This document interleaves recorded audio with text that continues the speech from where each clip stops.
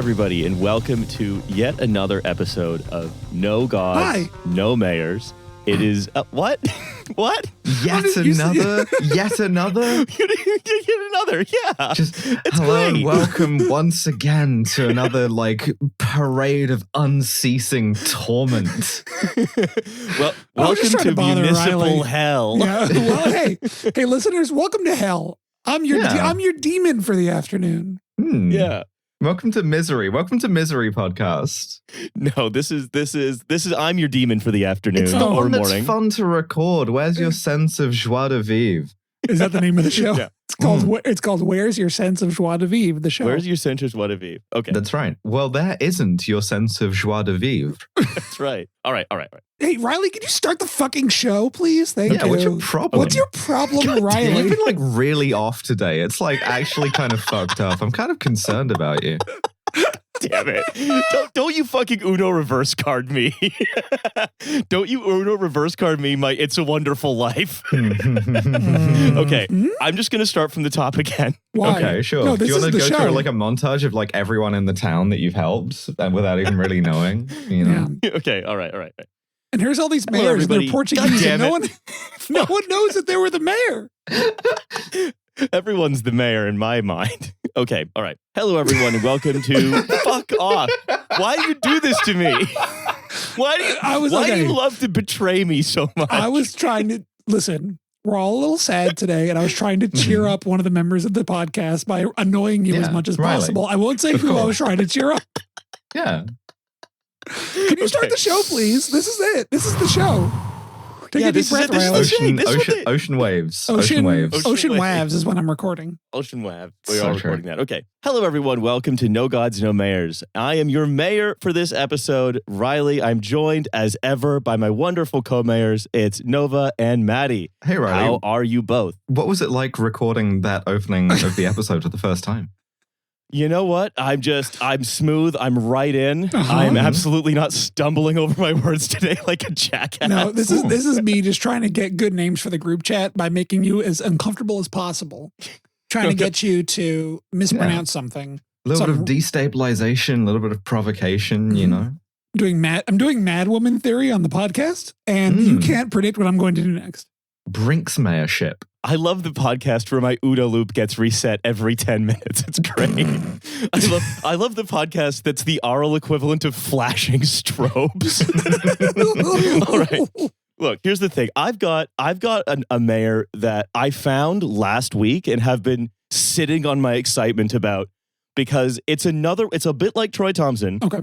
The last bit of this document contains a blank page that says, November and Maddie, do not scroll beyond this page because you'll never guess what happens with this fucking guy. Right. Okay. Yes. Read no further. I sort of feel under pressure now that next time it's my turn, I'm going to have to provide a kind of prestige, you know, because Matthew's had a prestige. You're about to have a prestige. Where's my prestige guy, you know? Yeah. It's, who knows? Anyway, the thing is, You could make up a mayor, and then at the end of it, you just said this was fictional. Interesting. Yeah, absolutely. Any resemblance to any mayors living or dead is purely coincidental. I would like, however, before we talk about the Marquis de Morès, not Portuguese. He's Franco-Italian. See, that's one of the beginner's mistakes when it comes to discussing the Marquis de Morès, is many people think that, but actually Franco-Italian, you know? And so if you were a real Morès head, you would know that. People think he's related to Isaltino Morès, maybe through some distant connection, but not as far as I know. However, listen, you can find all kinds of numerical and kind of alphanumeric patterns in the Metaculus's dealings with you, but I think ultimately that's kind of a path that only tells you what you're kind of looking to hear in the first place, you know? Oh yeah, it's very seductive. If you want to see Luciphones everywhere, it will just show you a world of wistful guitar music. Story about a dentist who's working on a goy's teeth, and he finds a little Portuguese flag embossed into the back of one of them. You know, it just says "Ruba mas faz" in the back of his teeth. What does it mean? Should he steal but work? Yeah. I'm trying to figure out how to say Hoshiani with a Portuguese accent, and I cannot get there, and it's fine. We'll think about it later. Now, here's the thing. Before Hoshiang is like the third middle name of a guy named Nelson Edison D'Souza, first of all. So before we get to my discussion of the mayor, we have a little segment that we like to call Municipal Roundup. Yeah. Yeah. Yeah. Now, Yeah. There's a kind of essential yeah. Essential yeah for you, the listener. a sensual hya for you, the listener. Now, Maddie. The rope is made of leather. Go on. How? That chafes so badly. Horrible. Now, the world's first person to die from shibari, but from like chafing related accidents. Leather lasso just making like wet slapping noises as I spin it. The BDSM cowboy who's kind of missed the who sort of missed the bits that are supposed to be leather. When we do our live show, the afters will be at the gay bar, the leather lasso. I think so. I mean, we will be hiring in the BDSM cowboy. I mean, to me, all cowboys are the BDSM cowboy. I think that's what Brokeback Mountain was about. Yeah, we're just describing Oliver Peck, I realize, when you say the BDSM cowboy. Oh, I love Oliver Peck. He's great. Now, here's the thing. We have a little segment called Municipal Roundup. That Maddie is actually going to be and also with you. Maddie is going to be the sort of substitute mayor for this segment. I've asked her to prepare a few items for us, and boy, has she prepared some items. Okay, cracking my knuckles in order. Okay, item the first. I've got 3 items for us today. They're all very quick. 3 items, yes. 3 knuckles. 3 That's like a Simpson. I'm checking my math here. That's correct. And by math, I mean my hand, which I call my math. Okay, so the first item. So we all remember. Sorry, you just have you have your fist tattooed, and one's just calling math. I'm just realizing you could genuinely do item as a knuckle tattoo set. Oh. Okay, listener mission. We would think it was cool if you did that. Can we give them like the Patreon for life if they get an item knuckle tattoo? Is that a reasonable thing for us to do? Resolved. Gavel. Yeah. The first person who gets an item knuckle tattoo, you will have a free membership to the Patreon for your entire life, or as long as we're doing the show. Which I mean, we're going to will it down, obviously. To we all have people we picked that we're going to will it to. Of course. Yeah. I mean, I'm planning on dying without issue, but item. Okay. So, Latoya Cantrell, who we all recall, the outgoing mayor of New Orleans, Louisiana, who we covered on this show. Yes. We remember that as she was going out, she was fucking with her successor, Moreno, with not taking down some banners or not putting up some banners. Yeah, she wouldn't let her use the City Hall for her inauguration. Yes. Yeah. So classic hater stuff. So this is from a month ago, and I checked, and it's still technically true on one of the things, but okay. Sources within City Hall confirmed to WDSU that the City of New Orleans social media accounts are inaccessible. Sources say the Moreno administration is unable to find the previous passwords and administrators of the X, Instagram, and other social media accounts. So I looked. Yes. The City of New Orleans has posted on Instagram since this article, but has not posted on X, the Everything app, in over a month, which means they're still locked out of it. She just kept the passwords? She just kept the passwords. She won't give them the 2FA, whatever. Imagine how easy it would be to keep someone out of a Twitter account now that it's impossible to get in or out of your account. It's really quite hard to sign in now. You just have the city phone that has the 2FA on it. You just throw that into Lake Pontchartrain. Yeah. Good localization. You're like Cypher in the Matrix. You're just walking by a garbage can. You just drop it in slow motion. Doing awesome. A dead drop with no intended. This means that we're going to have to see new accounts, right? City of New Orleans _real. Continuity City of New Orleans.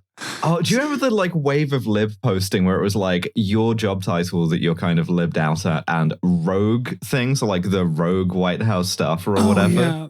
Rogue City of New Orleans? Rogue City of New Orleans, but it's the real City of New Orleans.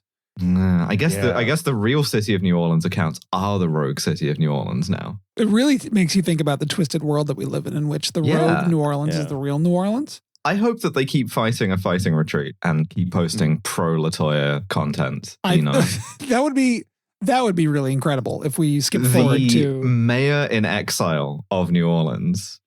She gets put up in Baton Rouge and is kept as a convenience in order to antagonize New Orleans whenever they need to threaten a few them. 100 years later, like on walking tours or whatever, you're like, there's a period where there used to be like 2 mayors of New Orleans at the same time. Yeah, I mean, it's the sort of thing where if you actually like look at the local, the resistance to like local New Orleans politics, the mayor in exile would probably be in like Kenner or one of the other horrible little suburbs around there. That's just my little take about it. Item. So I don't know if we all saw in January this happened. I realized we had not talked about our friend Eric Adams in multiple weeks, which is kind of incredible for our show. To go this long. He's been busy. He's been doing stuff. But in January, he got in a fight on an airplane. Yeah. Yeah, we talked about, I think we talked about this. You're going to see the Brooklyn in me. Did we actually talk about it? Yeah, we actually have. Yeah. Well, the new Eric Adams item, the new Eric Adams meta is it dropped the feds when they seized his cell phone actually seized, I think, like 7 cell phones. That's right. That was the other thing I was he in a one of those beautiful turns of phrase for which we love him so much, said, I think it's, there's various cell phones that you have because you've got your personal phone, you've got your work phone, you've got your Turkish Airlines phone, you've got your crypto phone. Many popular cell phones. Exactly. It's normal for a mayor to have like a sort of bandolier of burner phones, like a brace of pistols. That's how you know he's hustling. Yeah, absolutely. Popular knapsack with many different phones. Popular bandolier with many different burner phones. I would buy an Eric Adams branded bandolier, like a phone bandolier, like a phone holster. Oh my God. That would be, I'm dreaming of it. And it's also a sash. It's a combination sash bandolier. It's like the bandolier has a cover that is a sash. And then once you enter a sort of a spicy situation, you retract the sash portion, revealing your bandolier full of cell phones. We don't know that he didn't have that all the time, and he just never needed to deploy it in like the heat of battle. Yeah. I mean, there is one other piece of Eric Adams news that we have not discussed on this podcast, which actually I was checking onto something else Eric Adams related because I wanted to go into the background of some of what you were talking about, and I saw another unrelated thing about Eric Adams come up that I'm now compelled to share. Beautiful. He's an itemogenic man. Yeah, I did want to say about the video is that Hellgate interviewed the guy that was in the fight with him. Yes. And we found out what happened, which was that he was just flipping him off as he was walking by on the plane and wouldn't stop flipping him off. And Eric Adams says, "I'm not the mayor anymore. Go fuck yourself." And he goes, and the final question of the interview is, "What kind of feelings about Eric Adams were motivating you to say anything to him?" And the guy goes, "I mean, dude, I hate him." So cool. And it's just like that's no God's no mayor's thought. That's if you see a mayor, flip him the fuck off. Do it. I don't care which mayor. Fuck him. Yeah. Certainly. So this is in the New York Times. It's from 2 weeks ago, and it's another. This man is so, as you say, Nova, itemogenic that there's more than we could possibly cover. This is the headline in New York Times. It's like a fractal spouting items in every direction. And New York City sues to block Eric Adams approved police reality show starring Dr. Phil. They were going to put Dr. Phil in the NYPD like stab vest. I didn't even know about that. He was going to do a ride along. You were going to get to see Dr. Phil wedge himself into a squad car. He'd have to become Sergeant Phil. This is just the subheadline. Dr. Phil and Eric Adams agreed to collaborate on a reality TV show called Behind the Badge. Now the city is suing to prevent the airing of what it calls extremely problematic footage. Oh, my Lord. I can't even... Oh, what do you think Dr. Phil was doing on the ride along? Well, I can tell you it was produced by Dr. Phil's son. Dr. Phil and Eric Adams love their sons. That's so weird to be like, I'm going to follow my dad on his ride along with the NYPD. Yeah. It's so cool. That's awesome. Yeah. That is troubling. I look forward to somehow seeing that documentary once it is. Hopefully it's not released to the public, but I would like to watch it. Yeah, like in Hollywood, there's like secret screenings of the Jerry Lewis like clown Holocaust movie. And people will go watch it. What? Oh, don't look into this. It'll ruin your life. There's a Jerry Lewis movie where he plays like a Holocaust clown. A Holocaust clown in the sense of like a clown who perpetrates the Holocaust, a clown who's a victim of the Holocaust, a clown who's clowning on the subject of the Holocaust. It's called the Day the Clown Cried, and it is Jerry Lewis's it's the Roberto Benigni movie, but it's literally a clown in a concentration camp. Mhm. And it's unfinished, but like in Hollywood, there's like secret. Some people have prints, they do exist, and they'll have like screenings in their house of like some celebrity, and everyone goes watches The Day the Clown Cried and laughs at it because it's so offensive and bad. So I'm hoping that we get this for the Dr. Phil and my PD show, and someone invites me into their personal home to watch a cut of it, but it's not released to the public because it is a cognito hazard. I think it's not good to have out there. Yeah, amazing. I also have an item. Oh. A little tiny item. This is for the segment within the segment called Esine den Radio, the Finnish item roundup. Please. Listener Jethro Q sends this in. The new mayor of Tampere, Ilmari Nurminen, is now embattled after being recently elected because he spent 3,575 euros on new official photographs at a studio specializing in fashion shoots. Cool. Do we have the photos? So do you want people to respect the city or not? Ultimately, I think. Yeah. Do you want a mayor that is mother or not? He is a longtime friend of previous prime minister and cat girl and party enthusiast Sanna Marin. Oh yeah. And has been seen partying with her at various occasions, including one video with tabloids. And he was in the video where the like right-wing press were accusing her of being on coke. He was there. He was her boy. And the hubbub about the photos is partially because Tampere is fiscally like it's in debt right now. Like they're cutting employees, they're laying people off, and the mayor is like, but my swaggy photos, my swaggy photo shoot. So and also he has also embattled because he has demanded that they change the location of his office because the view out of his window looks onto the garbage collection area. So I think that the mayor should have to look at the garbage because that's what you should be thinking about at all times. Sewer socialism. Like we are like the mayoral mindset should be trash. You should be looking at trash all day. That's all I care about. I think so. I just like the phrasing of change the location of his office because you could read that as like he wanted them to move him to a different room. Yeah. Or you could read it as they wanted him to, or you could read that as he wanted them to like move the like room within the building in a kind of like historic preservation sense, or just turn the whole building. And either one of those pleases me. He demanded they move the town on trucks.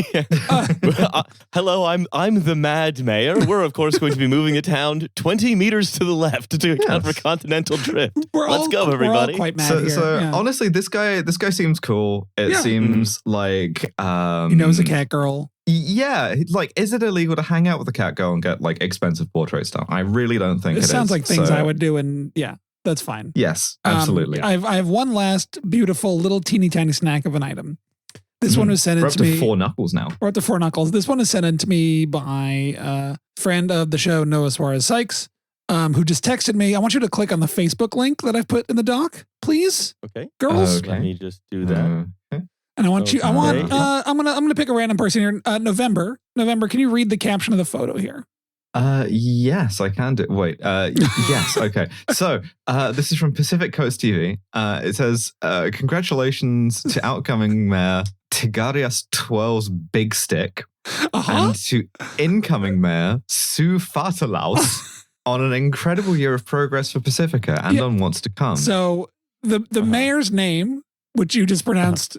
How'd you do it? You said insanely wrong. I said Tigarius Twirl's Big Stick. Yeah, I want you to then, of course, we can click on the second link here that I've posted because it says his name is pronounced Tiger Jazz Twirl's Big Stick. Oh, California never changed. And it's a man with a rainbow fedora, and he.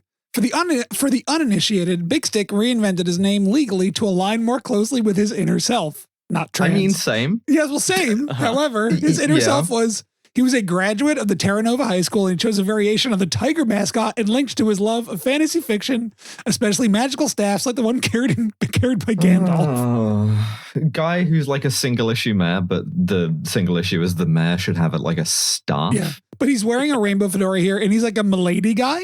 There's like, he was the only man on the city council. And he goes, I'm a lucky man indeed, he says. But seriously, I think that the energy feels well balanced within our dynamic. A casual glance around the world-sized room suggests we would all be well served with a lot more non-male-centric leadership. What is a mayor if not the kind of moderator of r/Brandon Sanderson? I just thought this guy was delightful. I have to say, I also enjoyed Sue Fatalaus. Sue Fatalaus was very good. I don't know what's going on in Pacifica, California, which is in like San Mateo County, like up in the wine zone. This guy looks like my thread on the leather vest BDSM munch guy who says, well, actually, I like to think of it as sex magic, and magic is spelled with a K. Oh, God. I was going to say, honestly, like, this guy seems like kind of a harmless doofus. Yeah, I know. Yeah. This is a salute to Tiger Jazz Twirl's. Yeah, the sex magic with a K guy is also a broadly harmless doofus. He just has atrocious vibes. Yeah. As does this However, guy. I think that it's really it's a bit of luck for Pacifica that this guy was a Brandon Sanderson guy and not a Terry Goodkind guy. Yeah. Because he could have gone either way.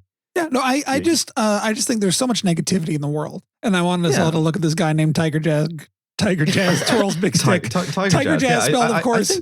Tiger Jazz is spelled TYGARJAS. Tiger Jazz. Yeah, we're positive on Tiger Jazz. We're positive on Ilmari Nurmanin, the like photo shoot guy. Yeah. So like we're a very loving podcast to mayors, I think. We're positive on the guy that flipped off Eric Adams and made him yell. Honestly, 2 items where we are neutral to positive on the mayor, that's unusual for us, right? That's pretty good. Almost, that's a record. Yeah. Are you ready for a mayor we are going to be not that positive about? Are you ready? Are you ready for some mayor ball? Are we ready to play mayor ball? Where, I mean, the thing is, I'm going to tell you this. He's going to be really appealing because he's very whimsical in some ways for a while, and then it's going to take a hard turn towards the end. Oh, gotcha. No. Okay, sure. I hate when that happens. I am seated for the prestige. What good items? We are now going to talk about Antoine Amédée Marie Vincent Amat Manca de Vallombrosa, the Marquis de Morès, who was born in Paris in June 14th, 1858. Oh, that's a fascinating time to be born in. Okay. Oh, yeah. So like you're 10 for the Paris Commune, and then after that you get to sort of grow up in the like wave of reaction. Yes, that's actually a huge part of what goes on to define his life. When he just comes snipe back. that off the birth date. Yeah. Pretty good. I think you may have anticipated what the hard turn at the end is. Oh, no. I'm so sorry. His family were a Spanish, originally, family of aristocrats who were ennobled to a dukedom by fighting in the Reconquista. But he was fundamentally Italian-French. He was born in Paris, but his title was based in Sardinia. His father was also a gadabout socialite aristocrat who was actually instrumental in the foundation of the Yacht Club of Cannes, where he spent half of his time. I love this kind of generation of French aristocracy where it's just like all of the kind of rich losers of Europe wash up there. Oh, yeah. It's like all the effective ones got guillotined. These are like the ones they didn't bother to guillotine. We are the foppish sons of the fathers you did not guillotine. But the family was like forcibly stripped of its dukedoms in Sardinia and forced back to like Paris and Cannes full time by Victor Emmanuel I of Sardinia. Huh. Everywhere around there likes to have a Victor Emmanuel. Oh, that's a different Victor Emmanuel. It's a different one than the one that unified Italy. Yeah. And just to give you a little bit of context, this guy once proclaimed, "I will be the richest financier in the world." And this is the ambition that eventually led him to found the town of Madora in South Dakota in 1883. Oh, okay. Okay. Yeah. Let's go. Yeah. Global. Do you mean the global financial center, the world money capital, Madora, South Dakota? Yeah, absolutely. Madora, South Dakota, where we all live and work?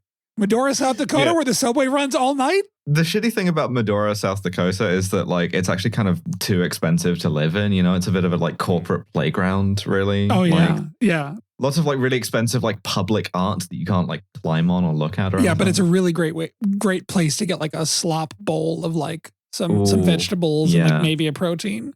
I mean, the great thing is also like it's so typical that every like new show or movie is set in Madora, South Dakota, But they're like, you know what? They say Madora is like another character. Mm-hmm. Yeah, Really? well, we've got a really like Madora-centric media, you know, and I think it really like takes away from the rest of the kind of, especially the like South Dakotan economy. Yeah, you know? just say French Italian. Ah, fuck, it's North Dakota. Fuck. God damn it. Well, that completely undermines the point of pretend every joke I've been telling about it. So I guess we just have to start over. Yeah. Hello and Pretend we welcome said to North. yet another episode of No Gods, No I Mares. was getting into I was just digging myself into a really good bit. We kept saying all the stuff about Madora and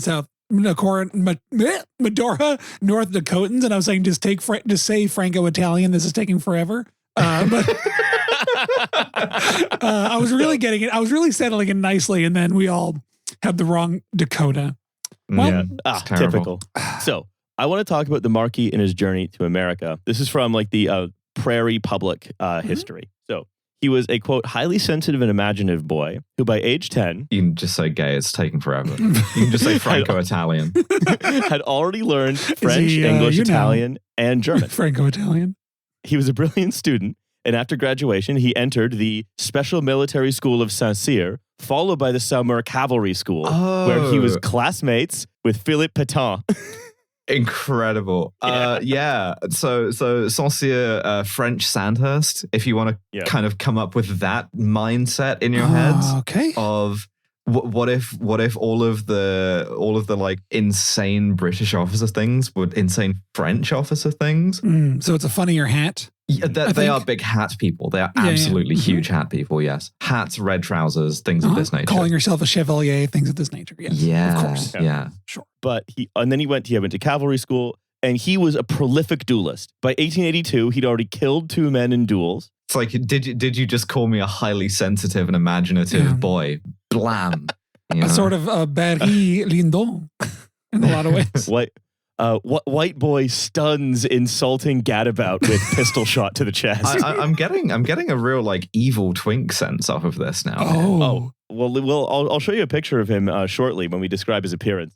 Interesting. Okay. Okay. The one that I've constructed in my head has a lot of like dash and elan because that's something that they cared about in those days. You would be right. He was. I'll just tell you now. He was like 6'3", very well muscled, incredibly handsome, perfectly groomed, and he like wore his mustache in 2 upwardly curved waxed points. Good. I'm looking at sorry, I was looking at photos of him before because I was trying to make the episode art before we started. Yeah. And there's one of him looking extremely louche. This is the guy who is getting like 50 DMs in a row unsolicited from Guy de Maupassant, being like, hey, what are you up to? What are you up to tonight? Do you wanna maybe like fight a duel tonight with me? Duel tonight, Queen. Yeah. But he was posted to Algiers, but he got bored and said, fuck it, I'm going to leave with my reserve commission and move to New York. He moves to New York largely because he marries a woman named Madora von Hoffman. Like the town? Like the town? Like the world financial capital, Madora? Of one of the Dakotas? I hate when you meet a woman named like New York, you know? Yeah. It's like he's writing in his journal, like, one day I'll name a town Madora. Then he meets her and he's like, what? Girl named Manhattan? Well, Manhattan, I call it. Whoa. Thank you. Sorry. Take that out, Sam. I'm sorry. No, keep it in. No, keep it take in. that. Play Take it out my again. shame. No, you call it Manhattan because of how unmanly they are. Yeah, you call it Womanhattan because you want to move there one day because you're a woman. That's right. I'm just getting lazier and lazier about doing the bit. Yeah, you're a dame. Come on. I don't know, Riley. You're a girl. That's why they call it Dames Square. Okay, all right.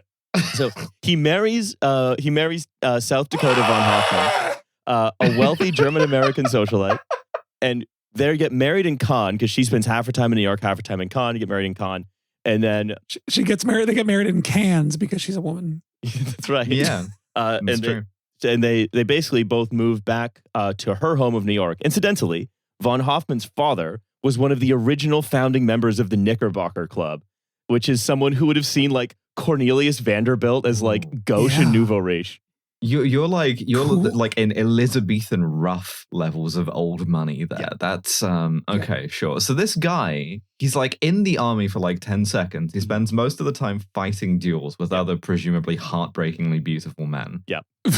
meets like woman.jpg. Why do you want to be in a duel so bad? Kill another guy. And is like, okay, sure, I guess I'll move to New York City. Fuck this guy. Like, I'm just gonna get out of the like French military academy with my incredible uniform, fight and win a bunch of duels, meet a beautiful, incredibly rich old money woman, and then move to New York for free. Fuck off. Yeah. Oh, you moved to New York with your hag? How original. So the Marquis also was deeply in love with Madora. He loved everything about her.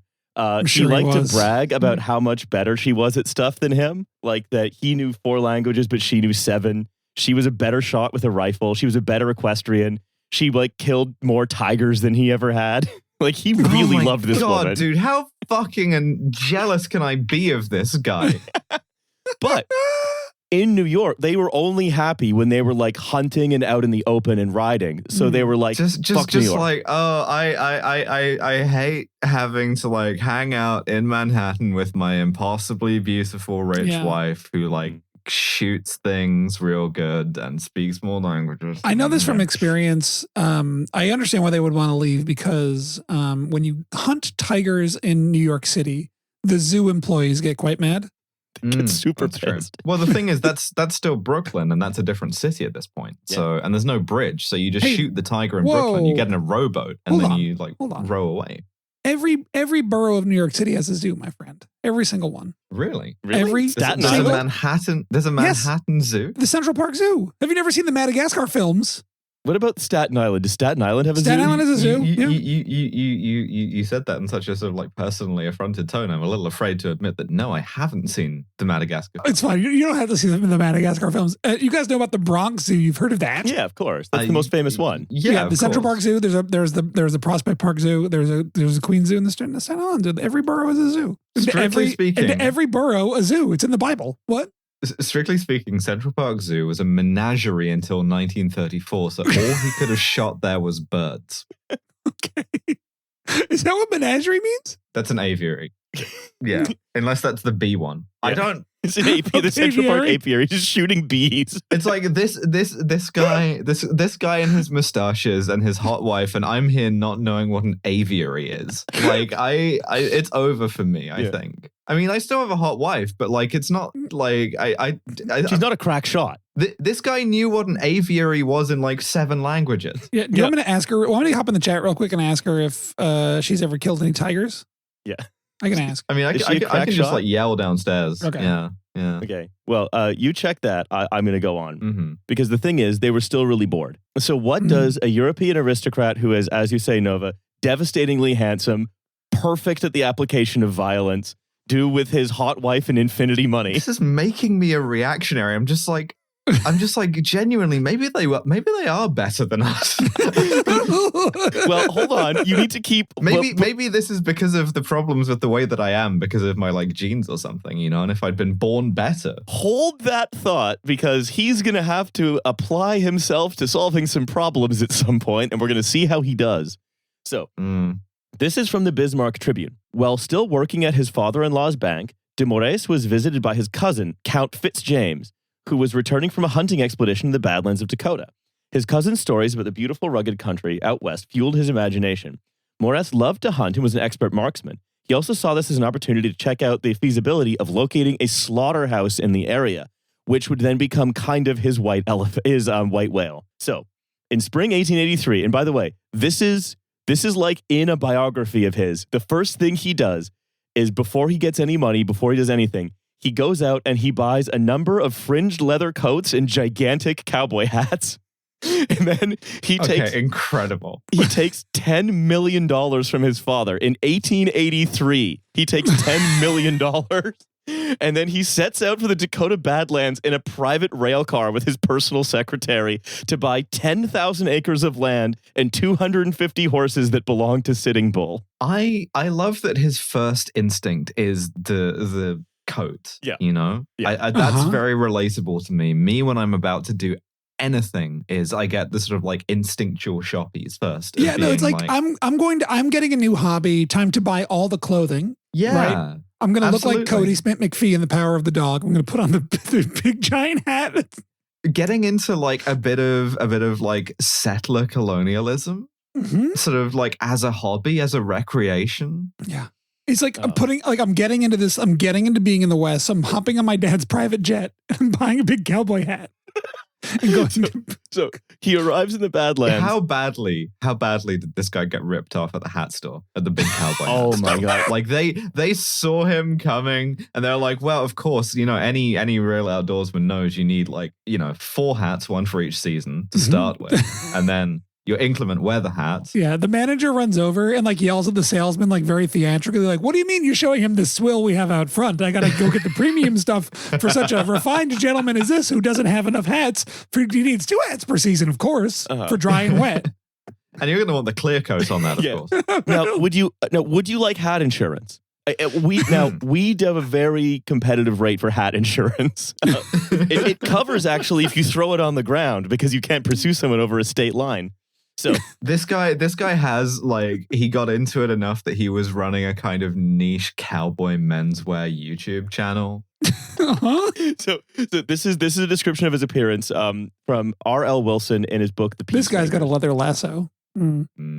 Black curly hair with an upturned mustache, waxed to needle points, always wearing the widest sombrero, the loudest neckerchief, and always armed like a battleship. Incredible. I love this guy now. Sorry. Yeah. Around his waist was a leather belt filled with gun cartridges, which held 2 long-barreled Colt revolvers of a heavy caliber and a Bowie knife, which would bear inspection even in Arkansas. His gun was double-barreled and made in Paris, a breech loader of plain but accurate finish, having a rubber shoulder piece at the butt to take up the shock of the recoil. You ever get into a hobby and see the guy who has too much money and you're just has it together and you're like, I hate you so much. Yeah. I want you to die. Yeah. Well, a lot of people did want him to die, but the problem is he had a lot of guns. He was armed to the teeth constantly. There's barely a picture of this guy where he's not bristling with guns. So, needless to say, the current hunters of the town of Little, Missouri, which is where he got off his private rail car, they did not like this guy. He was an Easterner, but worse, he was a foreign Easterner. He didn't know their ways, he looked weird, and he didn't get a welcome reception from the guys in the cantonment called Little Missouri across the river, which was like a sort of desultory army station where there were a few soldiers, but mostly just hunters hung around there. It was semi-abandoned. Just new guy in town in a western bit, but he's getting off of a private railroad car wearing gold spurs and walking into a saloon which has like a total of 10 teeth between 50 people. Yeah, just like, excuse me and all of the latest guns would like to buy some whiskey. Just like explaining the gun to you, just like, yeah, I got the best one because like they on Reddit they said this was the best one, and like it's the most expensive as well. So like, did you guys get the clear coating on your hat when you bought it from the store? This price sort descending motherfucker. I would want to shoot him.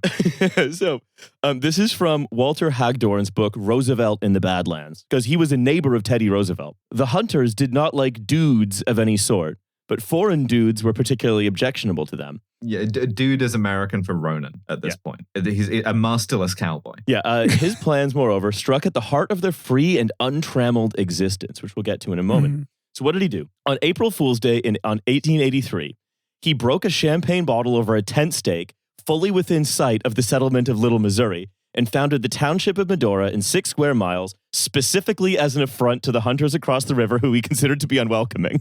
Hey, just standing way back on the river, like embankment, being like, "Hey guys, do you like this? I'm building a city right now. What are you guys doing? Check it out. I got champagne to do it and everything. And this tent fucking rocks. The guy at the tent store said that it's waxed. I don't even know what that means, but I think it means it's good."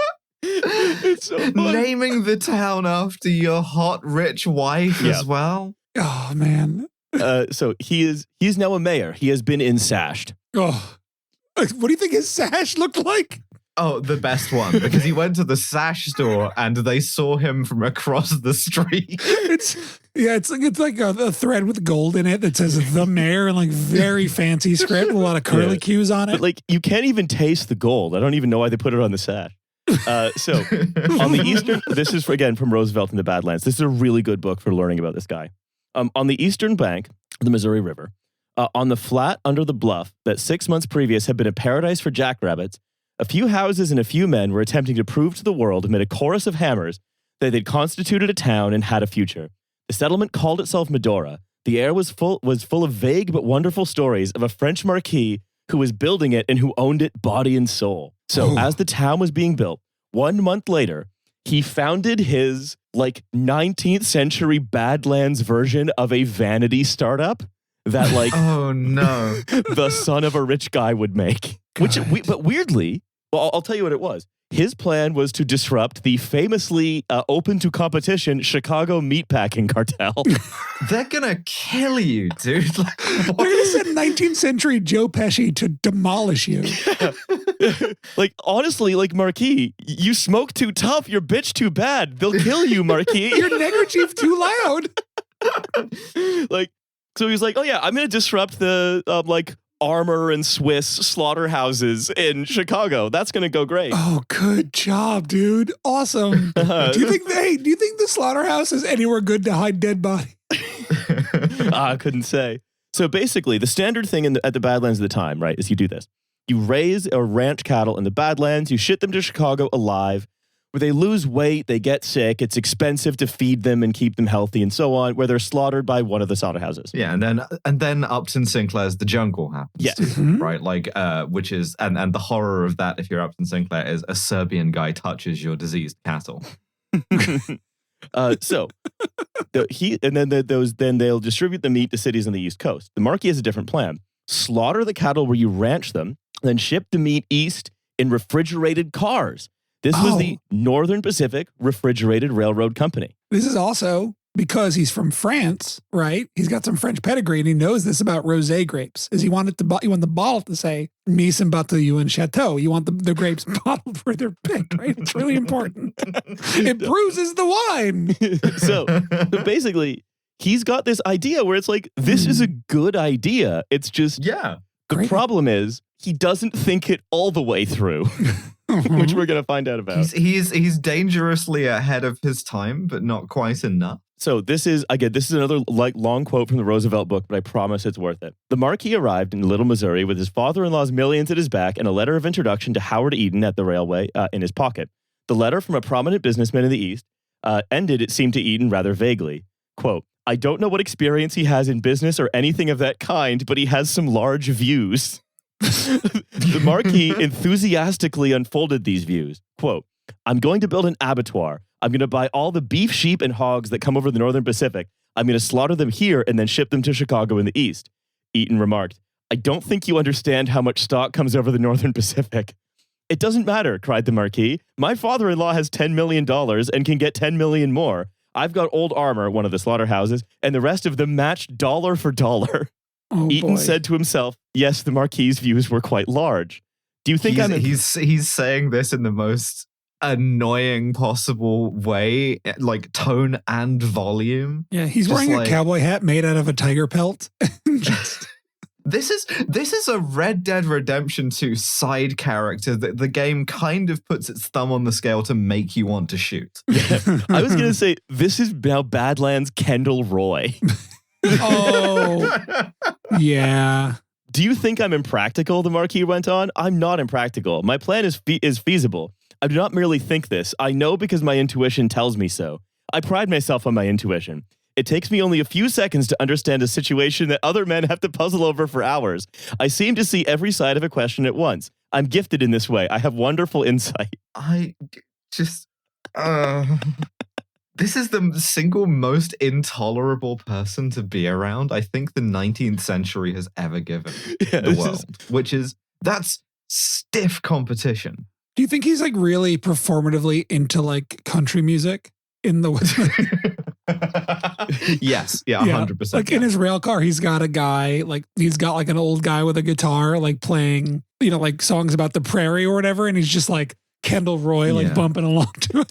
He got the rarest and most expensive washboard you could buy, and it's just sitting in the corner collecting dust because he tried to play it one time and then got frustrated.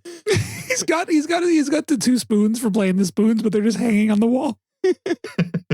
They're silver. Yeah, I'm kind of a spoons guy. Yeah, I've been getting into the spoons. It's the learning curve is crazy. But like once you get over that hump, Yeah, honestly, I have some amazing friends from Spoons and Washboard, and like we just get together and we fucking go, man. yeah. So,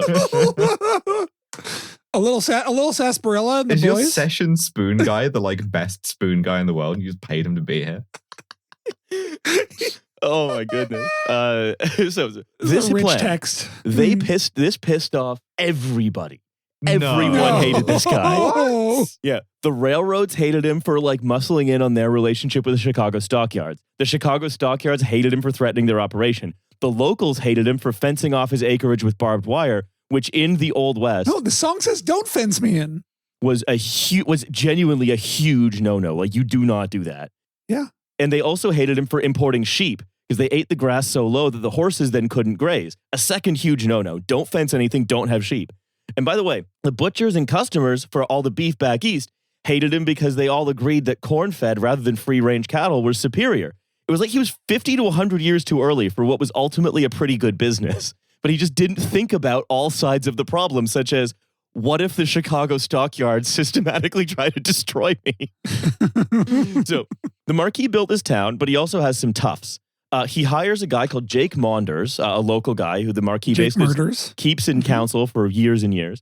And nobody knows what he had on the guy because he has a reputation that was, quote, I read this quote about him. He was so crooked he couldn't sleep straight in a roundhouse. And through Maunders, the Marquis learned that 3 hunters, Frank O'Donnell, John Reuter, a.k.a. Dutch Wanigan, You could just be called whatever. and a teenager named Riley Lufsey, had all That's threatened to that's me, had all threatened to shoot him on sight and loved bragging to everybody who would listen about how when they found the Marquis, they would shoot him. I mean, this is a guy you would love to shoot. Like, imagine how good it would feel to give this guy the Charlie Kirk. Like, a French-Italian nobleman being like, yeah, I'm actually a big spoons guy. Like, Oh, yeah, we've been forgetting to put the French accent on this guy. I bought the best tent that I had in the store. Do you want to look at my gun? It is plated in gold. Can I get away with calling this guy something that I think is overused? Spiritually Israeli. A little bit. I think let's wait. I think we have to wait until the end. Okay. Okay. I will also say Marquis feels like one of those positions where it's like eminently assassinatable. It's like Yeah. you're always shooting a Marquis, you're always like running a Marquis through with a saber. Like it's just the sort of thing that you get called a Marquis and it's like, well, everyone's gonna want to kill you and it's gonna happen. It just feels like one of those things. If this guy had lost any one of those duels, he would have been a beautiful corpse, you know? And none of this would have happened. Yeah. If he'd stopped in New York, I think. Mm. In New York where he's like wearing a Yankees jersey and like So, what shall I do about these guys who want to shoot me? The Marquis asked Maunders. Maunders replied, well, you should try and shoot them first. So the Marquis then went to a local magistrate and asked the same question. What shall I do? And the magistrate's answer was similar. You should shoot them if you see them. That's frontier law. do it yourself, asshole. The Marquis built like a 26-room house that overlooked Madora that still stands today called the Chateau de Morès. It's not designed like a chateau. It's just a giant ranch house, basically. He gentrified the Badlands. The Marquis then, though, went and dutifully shot them all. He killed Lufsey and wounded the other 2 grievously. Then, considering their quarrel settled, he bought some worthless land off of O'Donnell for $1,000 and introduced Dutch to Teddy Roosevelt, who worked for him as an errand boy. Even though he was illiterate, he could memorize a 50-item list. He's just kind of like, well, now I have shot you. We are square, I believe you're calling. So seriously, yes. have $1,000. Yeah, that's exactly what happened. That is exactly what happened. Oh, my Lord. I was just saying, imagine being killed by French Elon Musk in the cowboy hat. I just I see you wanted to shoot me, but I was too fast that I shot you first. Now have some money. I would want to shoot you again. I would want to shoot you again really badly. So, as well, but he was also no stranger to violence outside this particular event. He was also part of a vigilante militia called the Montana Stranglers. These farm league teams have weird names. So let's talk Madora. It contained a gigantic, like a huge slaughterhouse, like enough to process like hundreds of cattle a day going through it. It burned down decades later. It's now a park and only old chimney remains. But it was built with the assumption that the Marquis would sell $1,500 worth of cattle every day, which is a lot back then. Also, there was hotels, general stores, housing for workers. Everything was built to make it into a real town and to spite the cantonment over the river, including the gigantic house for himself and his wife. He's rich bitch Daniel Plainview. Yes. Ooh. A little bit. A little. I think so. By the way, this is also when he became frenemies with Teddy Roosevelt. They had adjoining land. These are the most similar guys in history, I would say. Yeah. 100%. Like the only difference is one's Franco-Italian. Yeah. The only difference is that one of them folded their hat slightly upwards. You're just like ordinary type cowboy in the like North Dakota Badlands back in the day. And some America, the likes of which you can't even imagine, is going to happen to you because now this French-Italian guy and Teddy Roosevelt are about to build fucking two fort next to your town. Yeah. So like Elkhorn is the neighboring ranch of the Marquis. And in fact, there's a series called Elkhorn that contains the Marquis as like a recurring character. You can watch it. Because he's too good not to put in fiction. Yeah, 100%. Yeah. Okay. I'm like crossing out notes I've just made to myself to write a fictional character that is this guy. No, I think we can keep the essence of this guy for everything for ourselves. We can keep him in terms of like this kind of annoying guy. But this is, this is where he became frenemies with Roosevelt. They'd fought 2 duels early on, not to the death. That's like sex for Teddy Roosevelt. Yeah. They went on 2 dates. And they were like possibly about to fight a 3rd duel during the Marquis' trial for the murder of Lufsey because the charges were dismissed twice in 1883. But then he kept getting recharged for the same murder until they finally made it stick in one town that was full of Irishmen. So the Marquis had it moved to Bismarck because that town was considered to be too Irish and therefore favorable to Lufsey. This is the 1800s O.J. Simpson trial. Triple jeopardy. I think in fairness, you do have a pretty good case if you're like, I went to the local magistrate and he said, why don't you just shoot them? Well, that's the thing. That is, he keeps getting released. It's just that he keeps getting charged. And then he says, the local magistrate told me to shoot them. It was a fair fight. And they're like, and I didn't mean to kill them necessarily. I just wanted to get them to leave me alone. And then he keeps getting acquitted. But it's suspected by a lot of people at the time that never proved that the Chicago Beef Trust was like behind his legal woes. Beef lawfare? Yeah, he was lawfare by beef. Or maybe it was just all of the enemies he made locally or elsewhere in the country. This is again from Prairie Public History about the trial in Bismarck. District Attorney T.K. Long rehashed the previous charges and also de Morès' history as a duelist, having killed 2 opponents in France. The judge found Long's arguments, quote, so far out of line that the attorney was found in contempt of court, jailed, and fined $250. You're such a bad breaking lawyer. yourself against the rocks of the most annoying man in the world. Just rage baiting my stupid chud DA. So the trial continued with the defense. De Morès testified on his own behalf. He didn't admit he shot Lufsey, but he said that shooting Lufsey would have been justified in the gunfight. The trial lasted for 1 week, and the jury returned with a not guilty verdict after 10 minutes.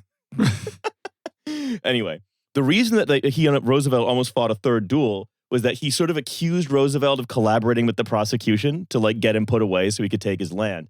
So this is the letter that the Marquis sent from a jail cell in Bismarck to Teddy Roosevelt that the future president considered to be a challenge to a duel, which he sought at all pains to avoid because he considered meeting the Marquis with swords or pistols for a 3rd time to be suicide.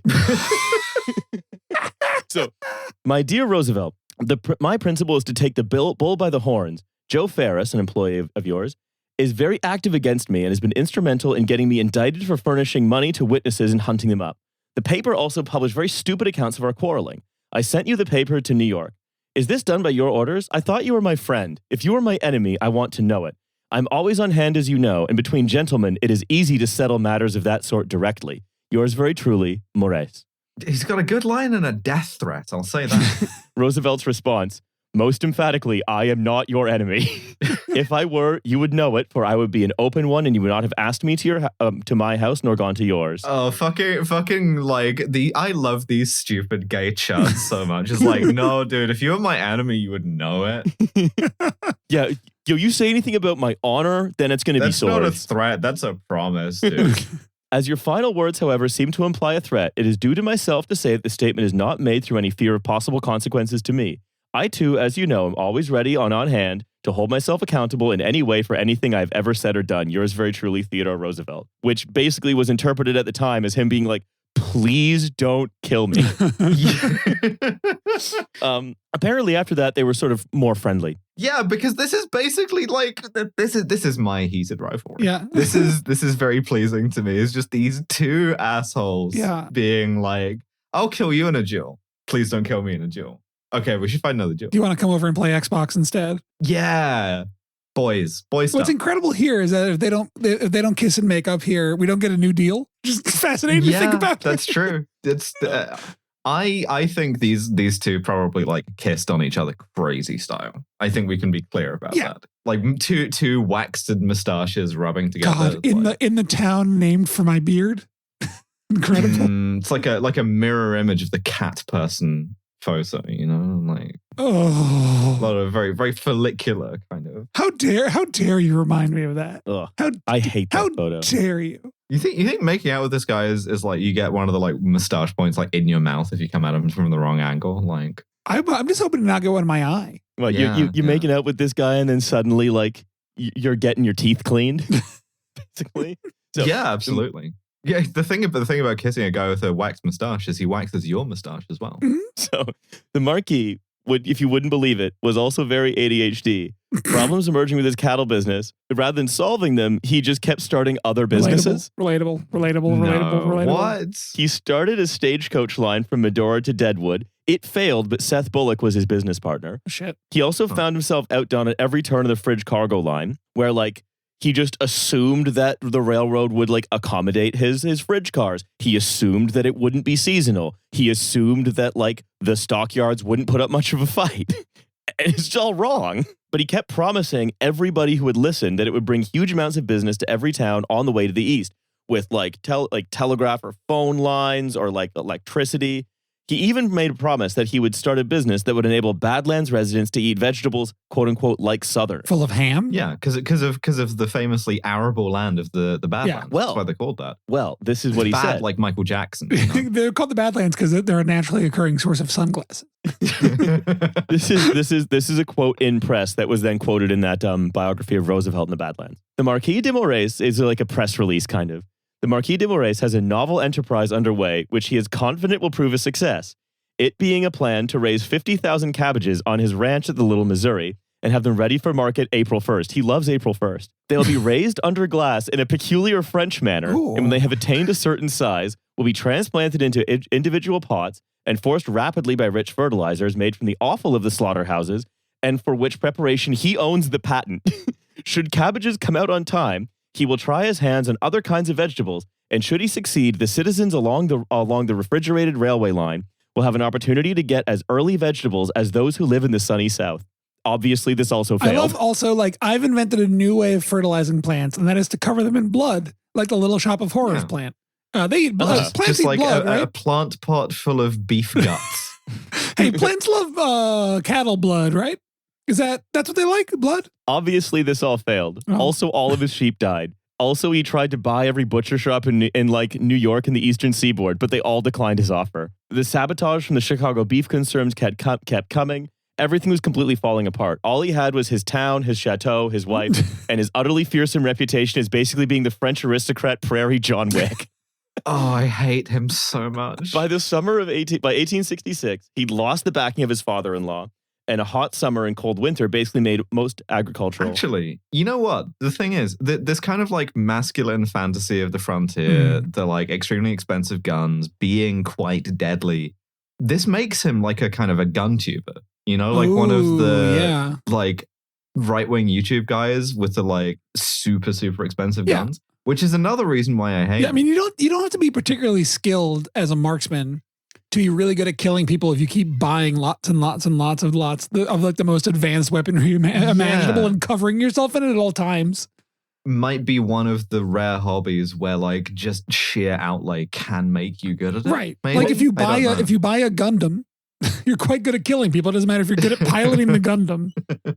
if you remember as well, like when we talked about Soapy Smith, his gang with their shitty weapons were constantly like just shooting like comedy style. Yeah. Like they weren't just shooting to kill. They were we like shot off like part of your appendix perfectly, and then the guy lives. What year would you say did guns become good? Was it like 1940? Like it's a while. 1911 is when guns become good. If you're being American, yes. Yeah. Is when guns become functional. A guy called John Moses Browning decided that what American gunshot wounds needed was a kind of frisson of death. You know? What if a bullet could make you explode? But basically, there was this horrible weather event. It was like the famous dieback of 1886, where the all agricultural activity in the Badlands basically stopped. Like they were all called the good lands. 60% of the cattle. Yeah, 60% of the cattle died. My favorite Bruce Springsteen song. Yeah. Worse lands. You gotta give it all your sheep. Sorry. So 3 years after its foundation, he left the town of Madora, which only months previously he'd been boasting would one day rival Omaha as like a sort of western That's not city. a good boast. That's not a good boast. After he left, the town slipped into a long decline and became a ghost town, only to be revived in 1962. I'll talk about what happens to do that. By the Kennedy assassination. That's where he fled. It becomes a place where all the conspirators moved. Yeah, well, Teddy Roosevelt cursed that town, and then it was passed down through every president until JFK was assassinated. I think that's clear. So the cost of the Marquis' American adventure, beyond the line of credit from his father, was an additional $1.5 million by 1886, which is about $45 million today. To settle the debt, his father, the Duke, was forced to sell their chateau in Cannes, which to this day remains a luxury apartment building. God, this is why I don't have kids, is because they would like move to another country and come back and be like, hey, you have to sell your house now, Mom, because I spent all your money on blood cabbage, freezer on wheels. My least favorite Cormac McCarthy novel. So this is now where we're going to learn. It is a bit Cormac McCarthy. Yeah, very much. Just like, So now this is where we say don't read beyond here. Okay. So what does he do, this dashing military officer who lived a cowboy fantasy for a while, but believed that a bunch of economic interests conspired to ruin his fantasy? This is a quote from a book by a man called Sergio Luzzatto called The First Fascist, The Sensational Life and Dark Legacy of the Marquis de Morès. He is a gun tuber. Oh my, no. You can't be called T-Rex arms because they didn't think dinosaurs were real yet, but you know. So Sergio Luzzatto opens The First Fascist with the prologue set in 1942. Winchester thumb?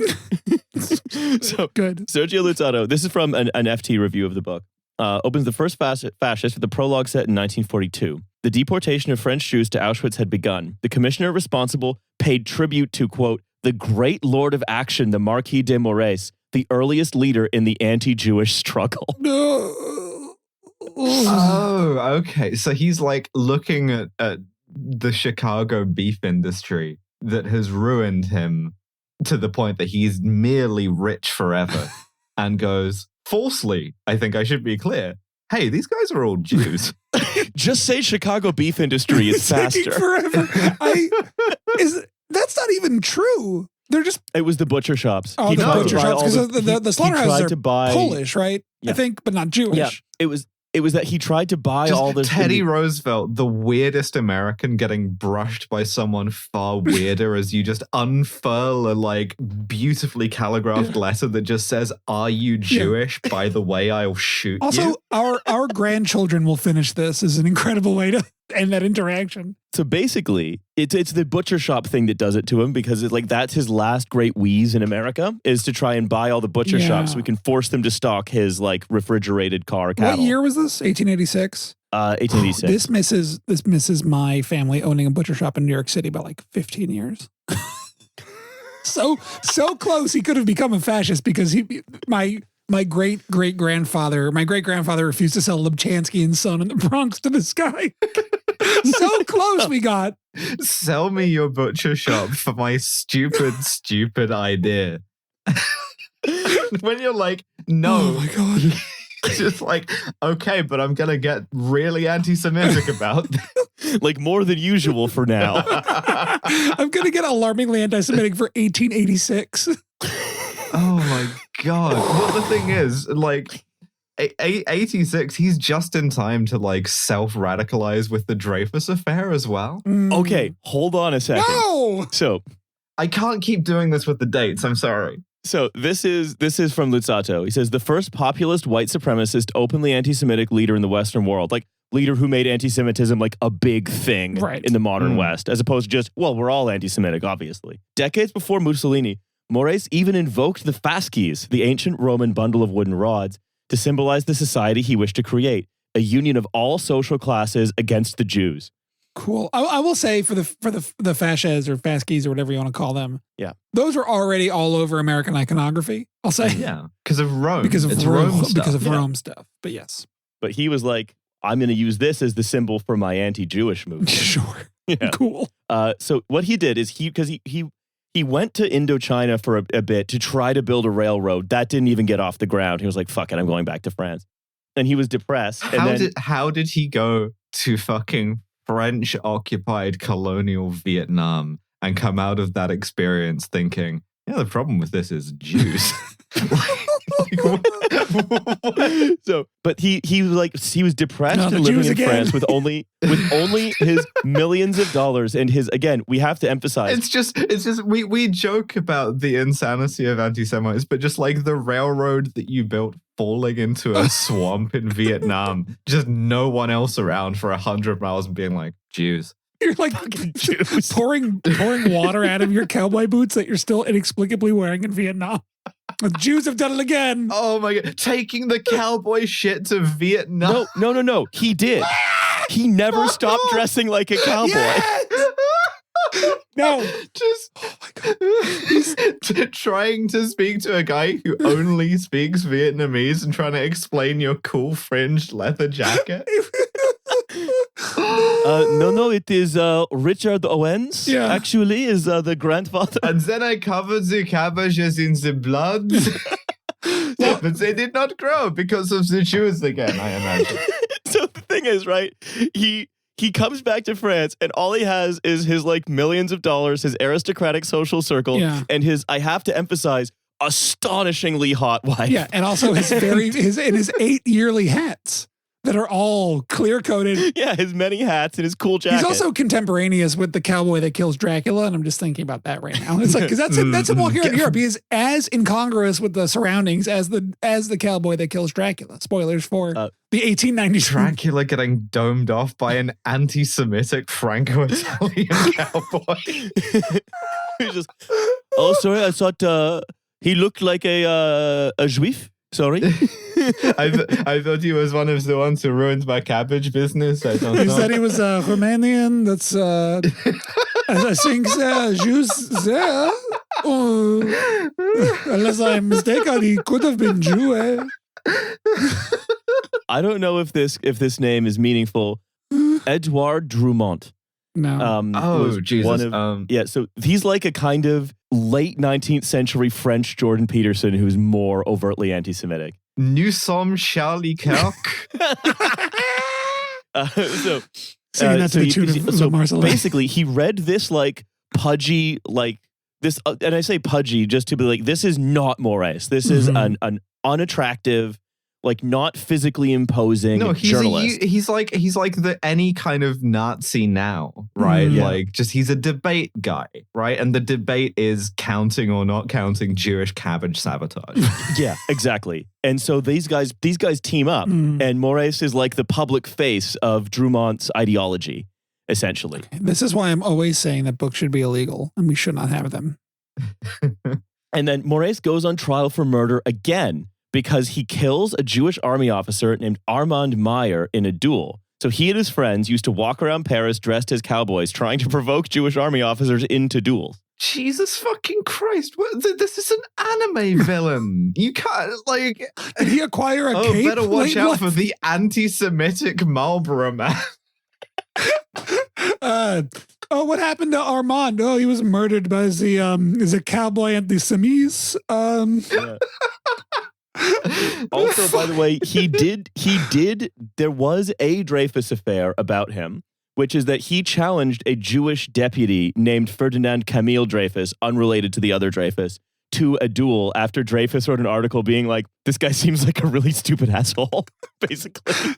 Well, Drummond was kind of the guy who instigated the Dreyfus affair. So, this is... He's deeply connected. Yeah. I'll tell you the only reason that that the Marquis was not implicated directly in the Dreyfus affair. Again, this is another article about Morès that is sort of touching on this book as well. It's a recent publication in the New Statesman on his end and epilogue. The Morès trial, where he was on trial for the killing of this guy in the duel, was covered by young Austrian journalist Theodor Herzl. No! Oh, God fucking damn it. Just being like... The Forrest Gumps of history are everywhere. Oh, For those with the eyes to see.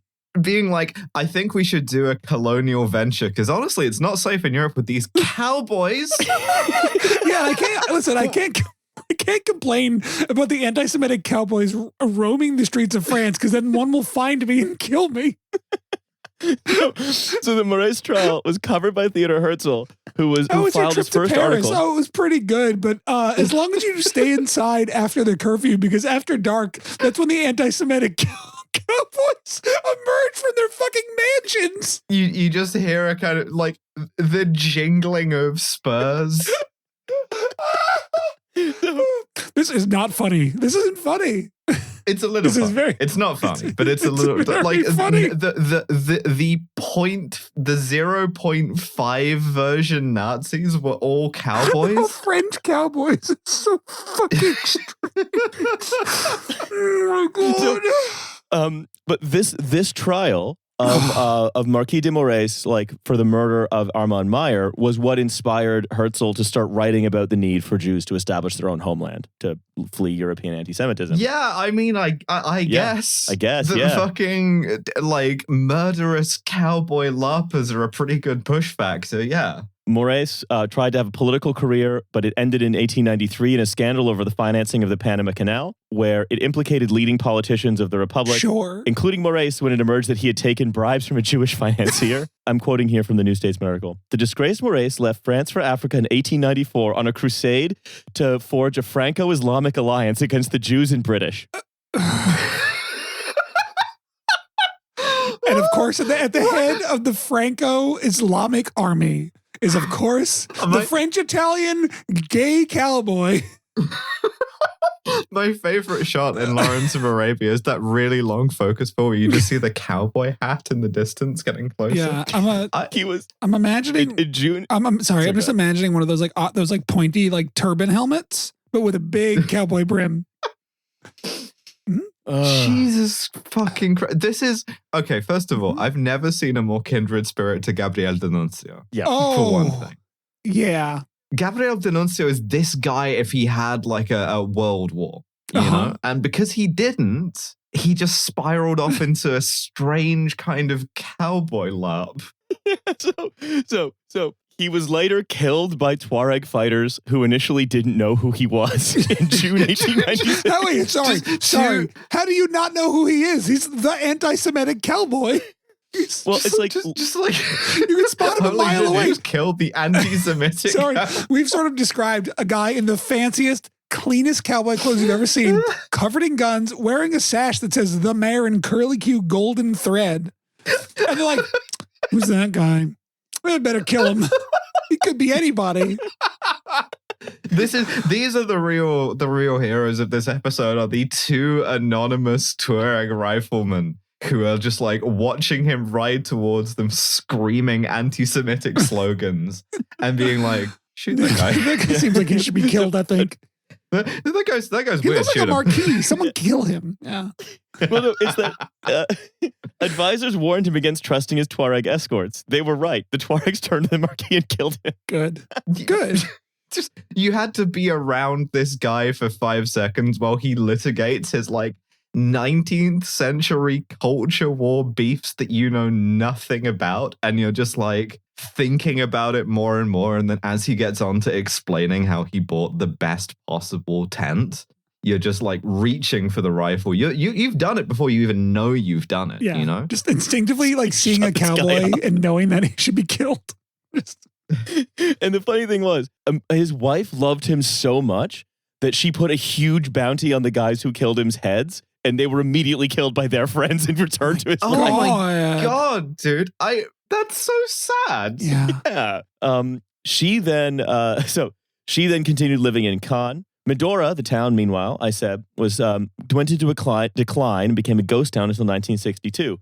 In 1962, Harold Schaefer, the inventor of Mr. Bubble, bought the entire town. Sure. Fine. Yeah. You know what? Hey, Riley? Fine. That's what happens. Fucking fine. Whatever. Yeah, of course. Yeah, of course that's what fucking happened. Sure. Thank you. I feel like sometimes there's a problem with things like land acknowledgements, right? Where they get the crime, but not all of the kind of weirdness of it. Mm-hmm. So to be like, yeah, this is stolen land, certainly, Sure. right? And North Dakota, this would be like Sioux land, I think. Don't quote me on that, right? Or Lakota land. But like to be like, not only is this stolen land, this is land that was stolen by Le Cowboy Anti-Semite that was then turned into Mr. Bubble Company Town. Genuinely, it was. Is so much weirder.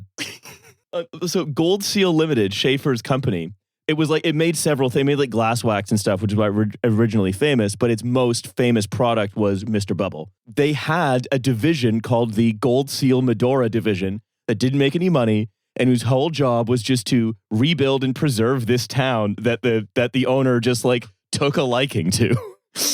Before Gold Seal was sold to a larger conglomerate, I think Unilever, the Medora division was spun off and then turned into the Theodore Roosevelt Medora Foundation. And now the town is a seasonal population of a couple hundred and is considered to be the gateway to the Teddy Roosevelt National Park. The end. Teddy Roosevelt won. I finally looked up the town now that we're at the end, because I didn't want to spoil myself on the prestige of this episode, which, by the way, incredible, Riley. Thank you so much. Thank you. But there is, very famously, now the Madora musical, which is it's a musical review produced each summer at the Burning Hills Amphitheater in Madora, which is like a Wild West show, but it's mostly about Teddy Roosevelt.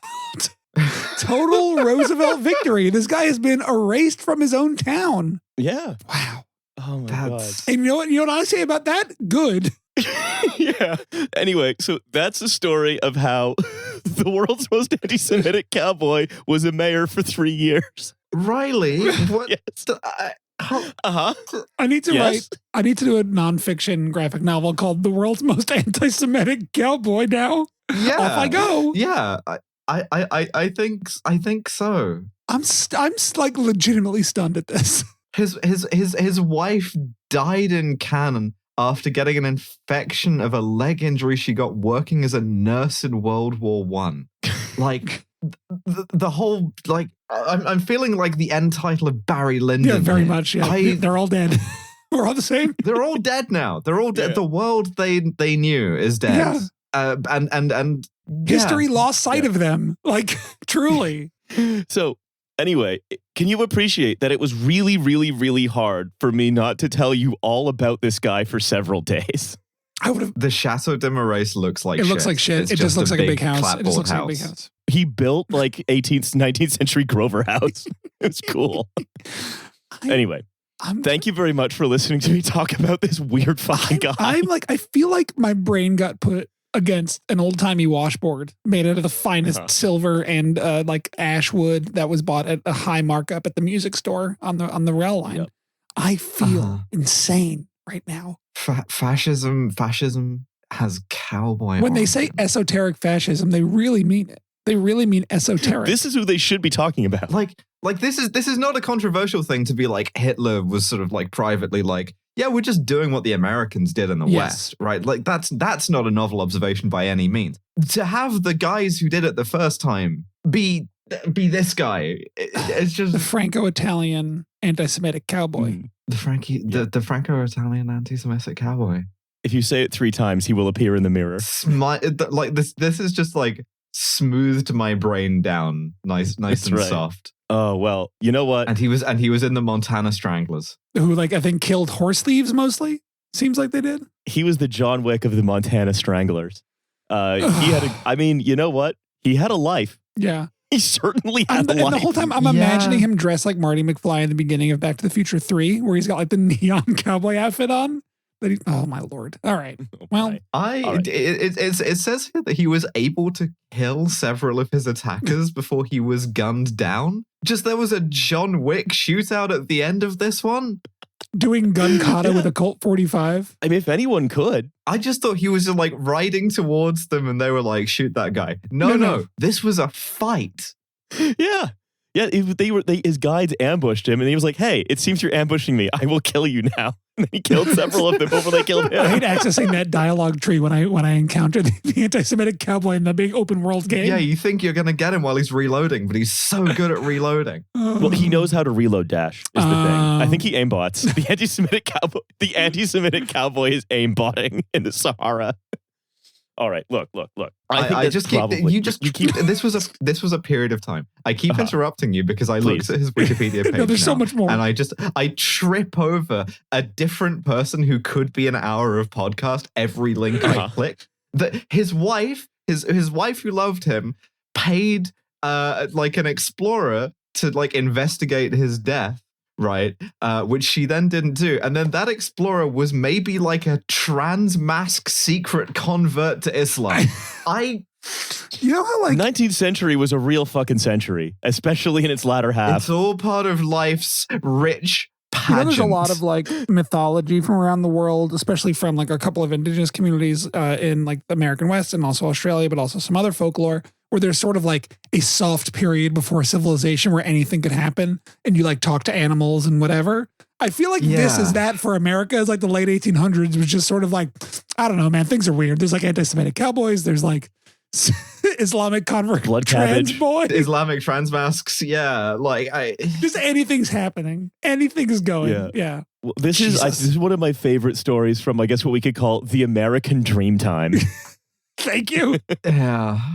All right. Look, Nova, do you have any more links on his page that you want to relate to us before we sign off? I really just want to talk about this guy who was never a mayor, and that's a real problem for me. So I need to just start another podcast that is, I guess, about like, I don't know, historical explorers. You're getting canceled for starting the show No Gods, No Trans People. And it's like, no, you can't call the show that. No, it's just what it is I found like a trans man adjacent to this story and like I kind of lasered in on that like a heat-seeking missile. Of course you did. Mm-hmm. Yeah. No comment. Right. All right. Well, the beam attack. Look, I want to thank you both for giving me approximately 1.5 of your hours to talk about this weird fucking character. Riley, it has been life-changing. Truly, I feel like a different person 2 hours ago. I just have to go through my life now knowing about the anti-Semitic cowboy. The anti-Semitic cowboy and his hot wife. Hey, Riley, can you send me, can you write me an apology? Because I have to go tomorrow night. I'm going to my friend's birthday party. And I'm going to ruin like 4 people's lives talking about this for like an hour. And I need you to just like issue an apology on my behalf that I can show to them. Yeah, I will send you don't worry, I'll send you a WhatsApp message that you can show to them. I'm sorry I had told Maddie about the anti-Semitic cowboy. And I'm sorry you had to hear about it for the last 45 minutes while you're trying to go to the bathroom. Yeah. All right. Okay. Thank you, everybody, for listening to No Gods, No Mayors. I believe this is a free episode. It's a free episode. We have never had a better advert for the Patreon. Yeah. So please, God, subscribe to the Patreon. If you liked this one, you'd love the Soapy Smith one, I think. It's very similar vibe. Similar 19th century dudes. Yeah. So check that out. And otherwise, we will see you next week. Mm-hmm. All right. NoGodsNoMayors.com. Bye, everybody. Bye-bye. Bye.